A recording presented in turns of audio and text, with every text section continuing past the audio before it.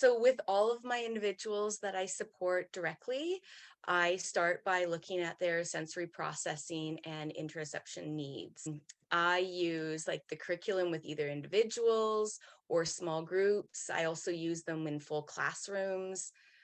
I've used all the sections of the curriculum, including like the body section, the action section, and of course the emotion section, which combines the body to the emotions, and then our actions of what can the individuals learn to do to help their bodies feel better in that moment.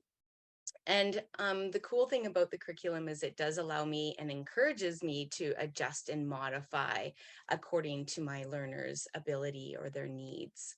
I definitely spend the most time during the body-based experiments. They are more like targeted mindfulness activities that a learner is invited to participate in, and they're like a lot of fun.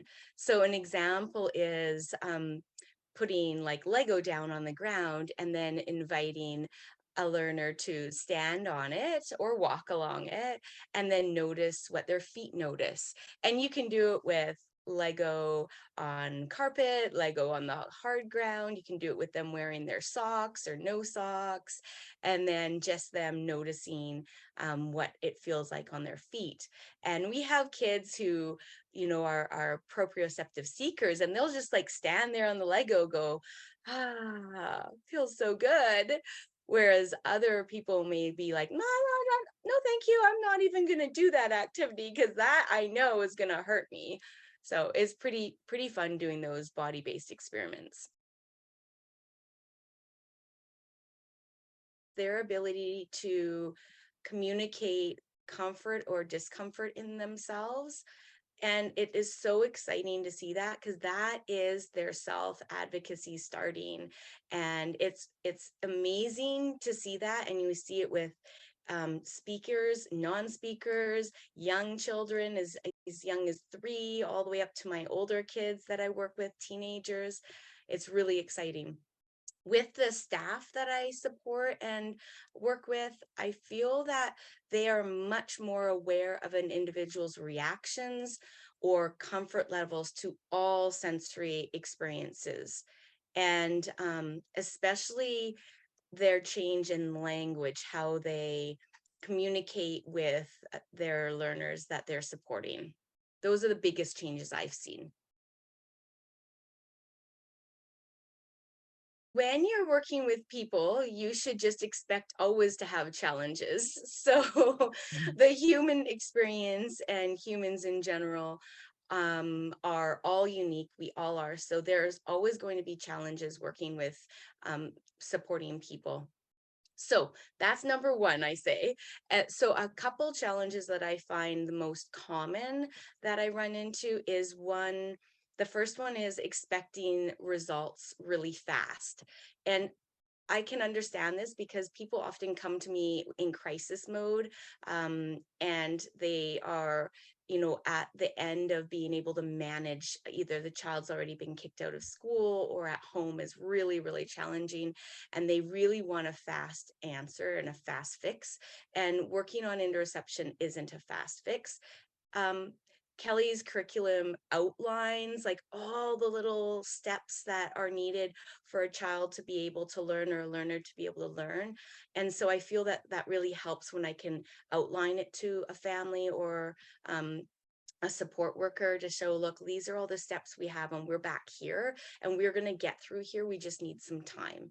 So that's a barrier or a challenge I find, and an easy way to, you know, to solve it is by making sure people are educated and understanding it's not a fast fix. A second area that that can be a challenge is myself going too fast for the learner that I'm supporting or the student that I'm supporting.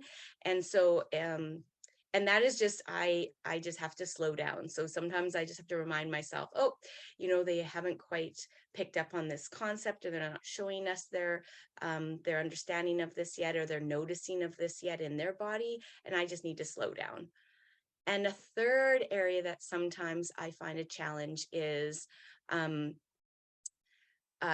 either the learners support staff or families struggling to validate the learner's experience, their own inner experiences as being valid.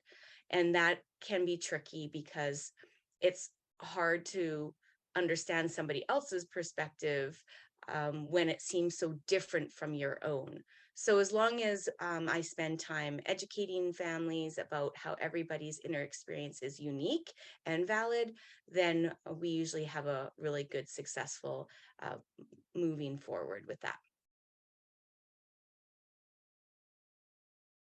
My learners who usually come to me a little older feel that they have no control over their body.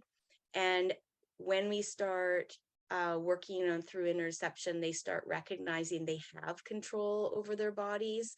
And that's a huge mind shift for them in seeing that they will be able to notice their body signals, and they'll also be able to have that control over their bodies.